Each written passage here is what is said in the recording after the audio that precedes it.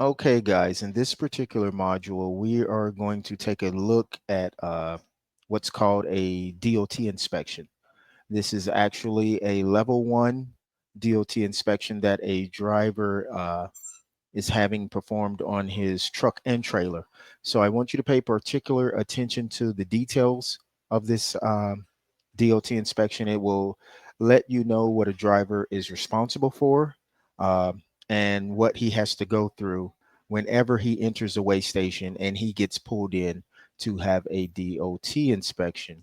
And if you have any questions, we'll reserve all our questions for the end. Okay. All right, guys, let's start the video. Check our brake linings, make sure more than 1/4 of an inch per CVSA. Some brake manufacturers, when they manufacture the lining, this area right here, it's right at 1/4 of an inch. So whenever your lining gets to here, obviously they do need replacing. Drums are in good shape. Don't see any cracks. This right here is what we call a chamber mate. I was getting the outside diameter of the chamber.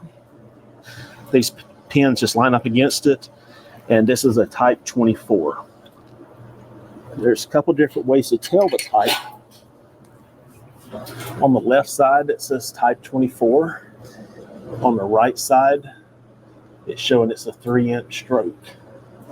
When we get the type, then we'll go back and we'll mark the push rod where it exits the chamber. Then once everything is marked, I'll get the driver to press and hold the brakes, and then we'll go back and collect the measurements. A type 30 regular is allowed 2 inches, no more than 2 inches. On a long stroke, type 30, it's 2.5 inches. So if you get beyond that 2 or 2.5, then you get into a violation of that brake being out of adjustment. You have clevis pins, cotter pins, which attaches the brake chamber. Got your push rod. Here's your slack adjuster. So if this is missing the clevis pin, I mean, if the push rod drops down, it's probably going to bypass the slack adjuster, so then you would not have a working brake. Spring's good. Airbag is inflated. I don't hear any leaks. Brake linings look good. Matter of fact, they looks like they've just been replaced. As you can see, this is going to be a fairly new brake. You can see the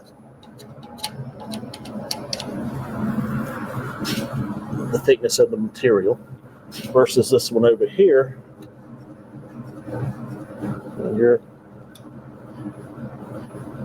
And then just remember, this part right here is going to be basically your quarter. It's right at 1/4 of an inch. These are just heat marks. Those are normal. It's not really a crack. It's just from the heat. Biggest thing that we look for on airlines, or that we see, is going to be chafing. Occasionally, these looms, over years and the elements of the weather, they will get brittle and break. Then you'll end up with an airline that's touching. When you start seeing below this rubber, there's going to be a nylon thread cord that's braided through. When you get into that, it can lead up to an out of service condition. This right here is your actual S-cam,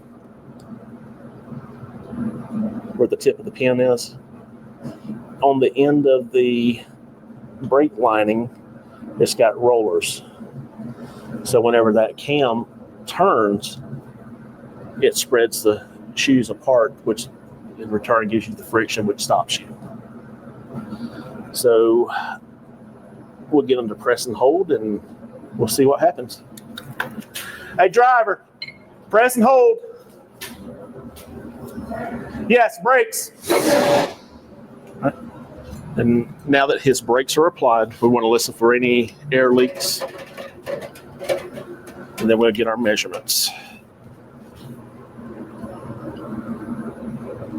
1 3/4. Okay, release. Yep, steering, suspension, brakes, everything looks good. Everything has got long strokes, so all brakes are within adjustments. Yeah, we're going to do, take your glad hands off both sides. Just watch your eyes on that red one. You just lay them down. When he removed the emergency side, I said the brakes were released just like he's going down the road. So this supplies air to your trailer brakes, which releases your parking brake. So whenever he released this, now he lost all the air. So the parking brakes come on. So you initially heard that loud, psh, that was your parking brakes engaging. Now you heard all the air come out. If you look at his air gauge, he's probably going to be 40 to 60 pounds of air on it. And then the next pop was tractor protection valve. That closes that circuit off so you don't lose any more air out of this side. Now, driver, I need you to just reach in there by hand and just push your brake pedal. Now we're going to listen for the service side. Want to make sure we don't have no air coming out of the service side. Okay, that's good. And so there's no air. That tells me that the tractor protection valve is working like it's supposed to. We disconnected the pigtail. This trailer's got an ABS light, so we'll check the ABS light. All right, you can go ahead and reconnect. Okay, go ahead. Comes on. It went off. It went through its bulb check. So ABS did its little scan, so it's working properly. Go ahead and pump your brakes a couple more times. Okay. That's good. Now our low air light has now come on. The low air buzzer is now activated. And also the gauges were moving when he was pumping the brakes, so air brake system is working like it should. When we do the inspection, we need the air pressure around 100 psi, but that gives you the optimal braking performance. Got it. Cotter pins, clevis pins are all in place. Brake chambers secured. Air lines in good shape. This wire right here is your ABS wire that goes down to your cone wheel. And that's how the computer determines how fast this wheel's going versus that wheel. But everything looks good over here. This particular truck has backing plates on the backside, so it's kind of hard to see what's inside there. You do have inspection holes. Matter of fact, there's one right here where my finger's at. And you can look through there and look at the lining thickness. So here's your inspection hole, and you can actually see the lining. All right, so we got a small air leak on this line. Hit your brakes.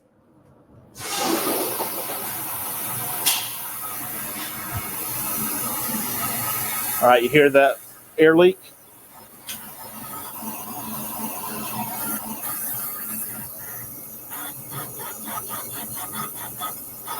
So this chamber here would have a busted diaphragm on the inside of it. A truck like this, is this pretty typical where most of the things are in spec, everything's looking good? Most of the time they are. I mean, if you've got a good company that keeps up on maintenance, yes. Occasionally you will find a brake that is out of adjustment.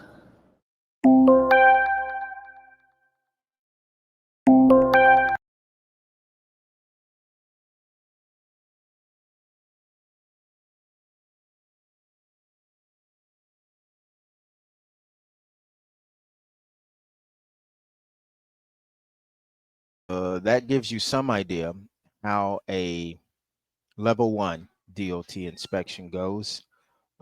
They're very thorough. this particular DOT officer was uh, more thorough than a lot that I've seen in my driving career, but it's all with safety in mind. Now, can anyone tell me what does CSA stand for? Yevis. The CSA stands for Compliance, Safety, and Accountability. Okay. So, Ricky, can you tell me about the CSA score just a little? I think Ricky's doing something else. Zyra, you take over, and Oh, let's hold talk on. about the CSA score. Yes, Okay, for sure. the CSA score, actually, it has to be at 100%. You don't want to have anything negative on there because that reflects everything that's on your background as far as your ranking on the FMCSA. If you're actually certified and good to drive, and your truck and trailer is all good to go too as well. Okay, Zyra, is that information accurate? Ricky said that it needs to be at 100%. Is he right or is he wrong? It's supposed to be 0% because in CSA score, the lower score, the better. Right. If you're at 100%, you're out of business. So you don't want to be at 100%. You want to be zero. So you have, when you're talking about a CSA score, you have to think the opposite when you're talking about metrics and grading things. In the real world, mathematics 100% is excellent. In the trucking world, 100% is awful. Um, and so you want to keep it as close to zero as you possibly can. And anytime there is a violation, it potentially drives your CSA score up. Um, and once it gets to a, a certain marking, then an automatic audit is triggered of your company. And that is what you do not want to happen. So, how this affects us as dispatchers is we have booked a load for a driver who fails a DOT inspection and gets put out of service for a bad air chamber. Okay, he has to get it replaced before he can move or proceed any further with the load. So that potentially makes the load what, Eves?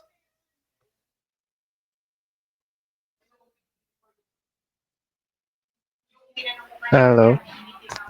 Yes. Okay. Did you One hear what moment. I said? Come again, sir. Sorry, it's breaking. Okay. I said a DOT officer has put a truck out of service for Hmm. having a bad air chamber, a leaking air chamber. So that potentially, how does that impact us as the dispatcher? Okay. So, as a dispatcher, since we are the one who facilitates the load deliveries, so we are greatly affected for that, and also as well as the drivers, as well as the destination of the load. Okay. So what you did was actually repeat what I just said. So tell me how we are affected.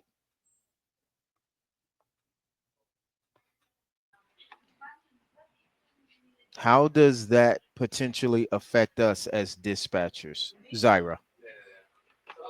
Oh, I think it's because it's as dispatcher, it's our responsibility to initiate to the driver to make sure or have a pre-trip inspections first before going into the road or before hitting the road. So we have to let them know, hey, can you come check if everything's fine before going into the road? You just want to prevent or avoid any potential mechanical issues. And we also want to avoid you having a score on the CSA and it might affect your driving history. So it's our responsibility to let them know beforehand. So it greatly affects us as dispatching agents if we neglect those type of responsibility. Okay. So let's narrow this down as to how it affects us as dispatchers, because it's ultimately the driver's responsibility to know any issues with his truck. That really does not involve us, but unfortunately, it does involve us. It doesn't, but it does. It shouldn't, because that's the driver's responsibility. He is supposed to check his truck. Any instances or anything going on with his truck, he should be aware of that. And all the time, he can't. Even if you do a pre trip inspection or post trip inspection, an air chamber can go bad while you're driving and en route.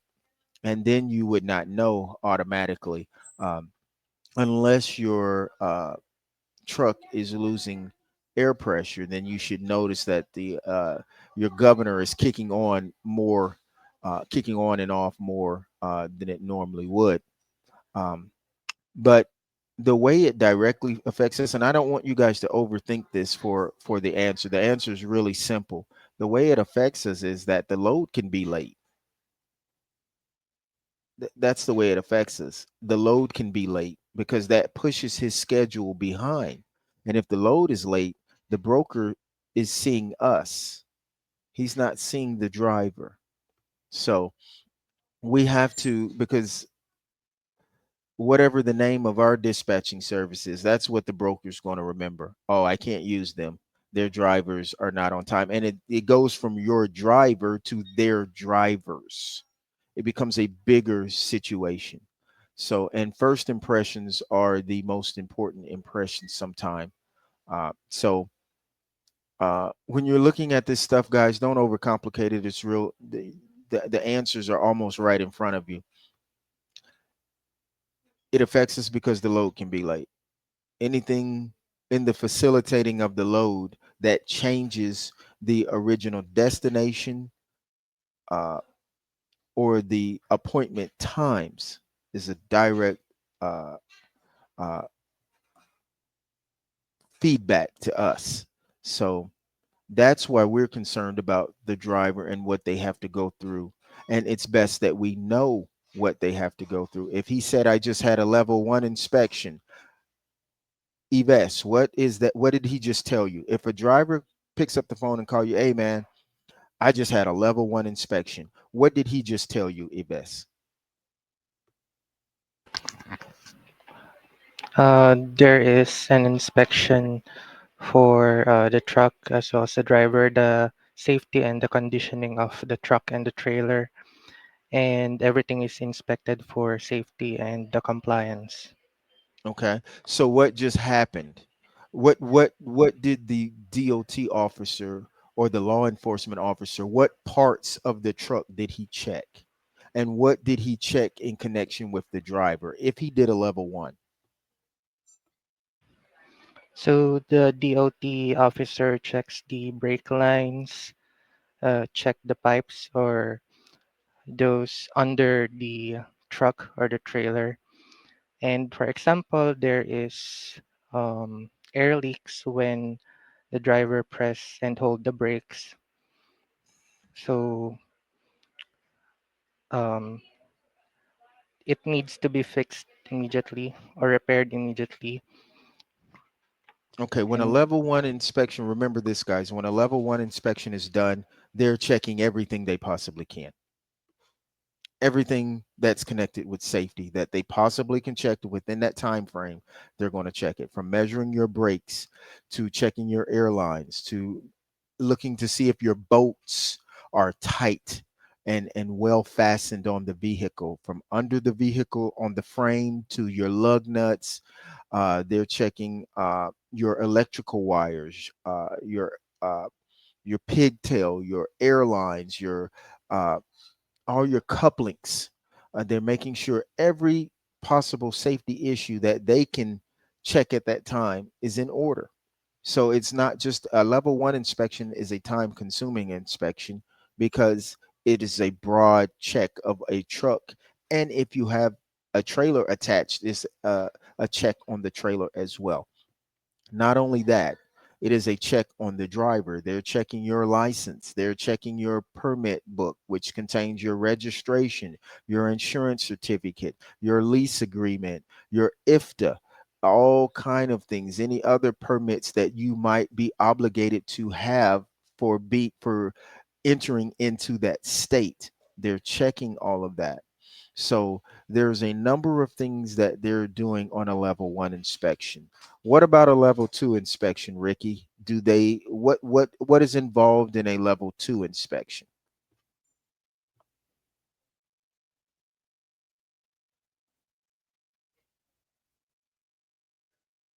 Are you there, Ricky? If you are, we can't hear you.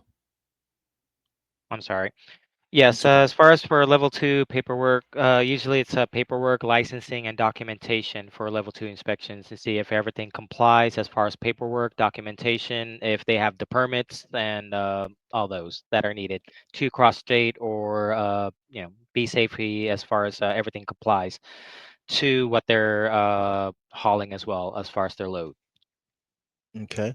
Anything else on a level two?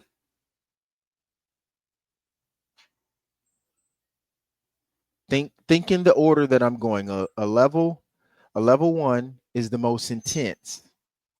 It's the most it's the deepest inspection. Level two is the next one under that, and then level three is the lightest inspection. So what all is checked on a level two? Do you know, Zyra? This is just a soft walk around, not as detailed as level one.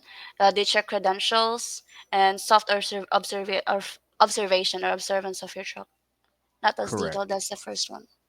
Correct. That is a level two. A level two is a check on the driver, your license, insurance, your permit book, your cab registration, your IFTA stickers, any particular permitting that you have to have in connection with that state you're crossing through or doing business in. If you have a lease agreement on your truck, it is generally in there. If you have a lease agreement on your trailer, it is in there. They're looking at your trailer registration and they're looking for the most recent DOT annual inspection.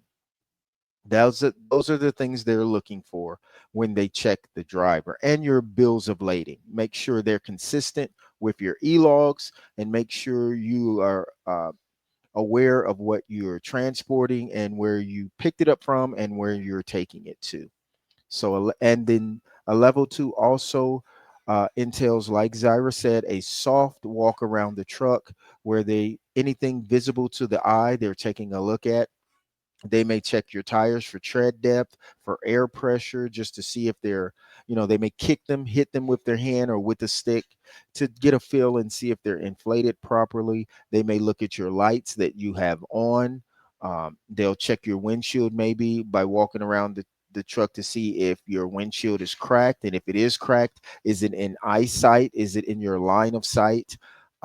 They may look and see if your truck is properly, if your cargo is properly secured by, if you have a lock on the back, if you have a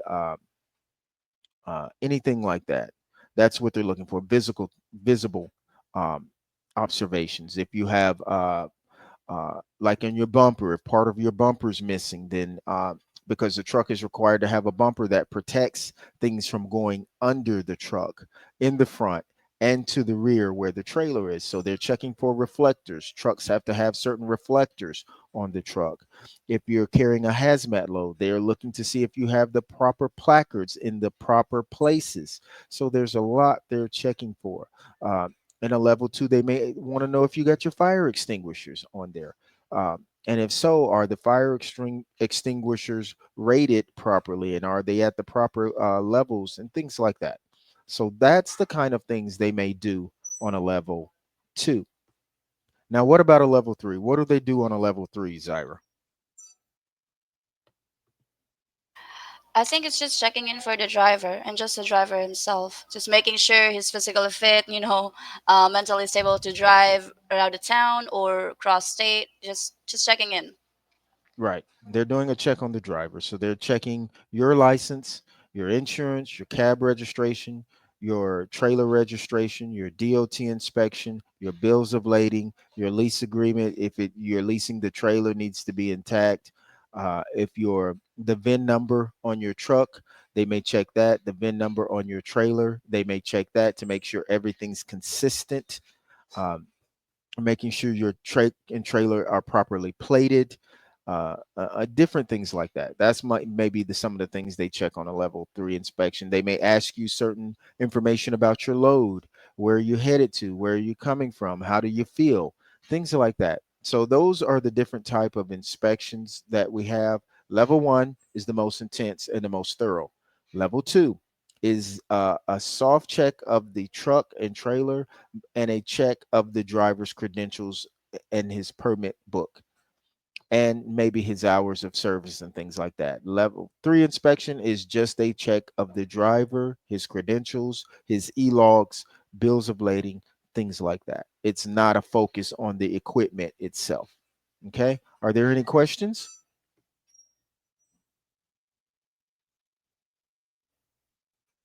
None so far. Okay. One more time. We're going to do this one more time. Ricky, what is a level one inspection? Level one inspection is where they inspect everything on the truck as far as everything for safety, as far as air brakes, motor, lights, if you have any other lights on there. Yeah, everything, making sure everything mechanical is functioning properly. So for the safety of, Everything like what? Give me an idea. Like what? What do you mean everything? Like what? everything like if there's like safety lights, that the safety lights are proper working properly, if the air brakes for the actual truck and the actual trailer work properly, for safety precautions, and yeah, and motor as well, check and see if everything's functioning properly on the motor as well, make sure they don't have no breakdown, well, especially if they're on the highway like that. um Now on the motor, they're not checking for too much on the motor because that's not really too many times a safety issue. Things on the motor. Um, now, what they are checking for are things that uh, create unsafe conditions, like brakes, air leaks, uh, the proper adjustment of brakes, your steering arm. Uh, let's see, what else are they checking? They're checking to make sure all your bolts on your frame and on your lugs and on your tires are secure and on their tight. Um, they're checking to make sure your lights are functioning properly, your air horn, your windshield wipers, your windshield wiper fluid to make sure you have that. Not only your air horn, but your city horn. So you have two horns on a semi truck, both must be operable. Those are the kind of things they're looking for. Now, the motor, that's your job as a truck driver. But what they're checking for is anything safety related that can be a hazard on the road to others. So that's what they're looking for up under the frame of the truck and the trailer. Um, that's what the emphasis is on. Wear and tear of tires is very important. Tread depth is very, very important. That's a big issue. Um, air um, in a tire, that's a big issue. Um, the tires must be properly inflated or they will put you out of service until you do get them properly inflated. If you have a flat tire, they will put you out of service until you repair that flat tire. You cannot go anywhere. So that's how seriously they take things like that on an inspection. Wire chafing on air hoses and electrical lines, that's where there could be just a little fray in a airline or an electrical line, not exposing any wire or anything like that or any hole. It could just be a little scratch, a little fray. We call them a fray. And they will make you repair that. They might not put you out of service with just a little fray, but that's a violation. They will cite it, put it on your inspection, and then tell you you must get this repaired. You must go to the nearest truck stop or nearest mechanic shop and get this repaired. So they will allow you to leave. Now, if you have an airline that has a hole in it or it is exposed in any type of way, you cannot leave. You must get that repaired before you, you know, uh, move that truck or trailer any further.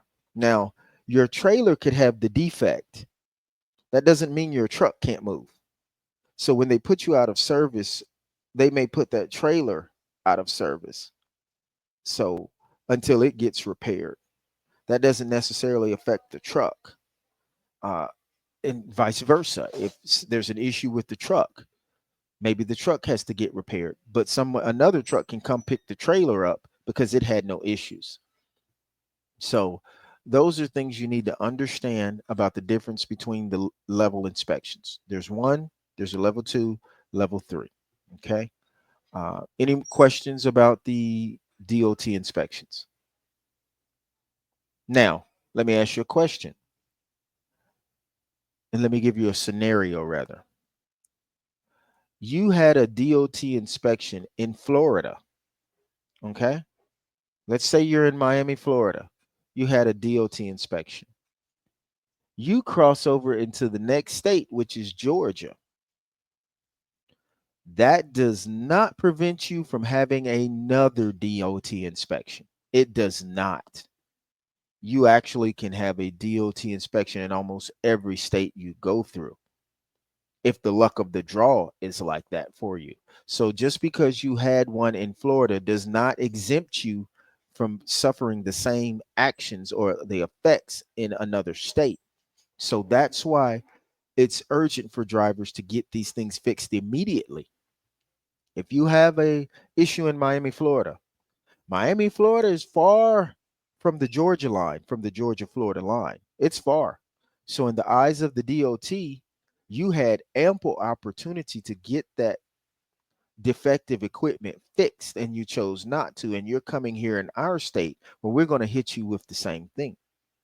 We're going to we're going to say you have the same issue over here in our state because you could have addressed it before you got to our state lines. And that's literally how a lot of DOT officers think, and I can't blame them on that, because you will have traveled 11 hours.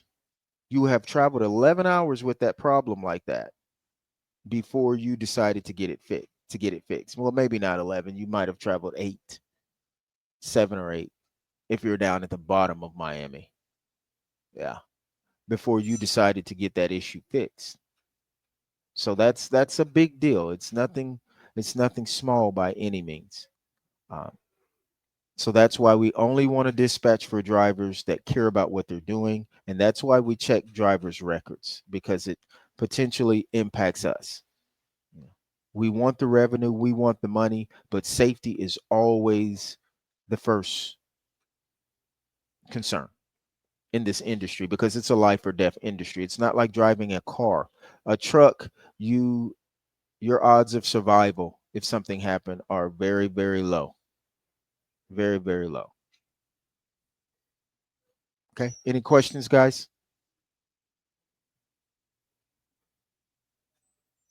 Okay. I'll take that as a no. So that will end our training for module 30, which talks about the DOT inspections. Okay.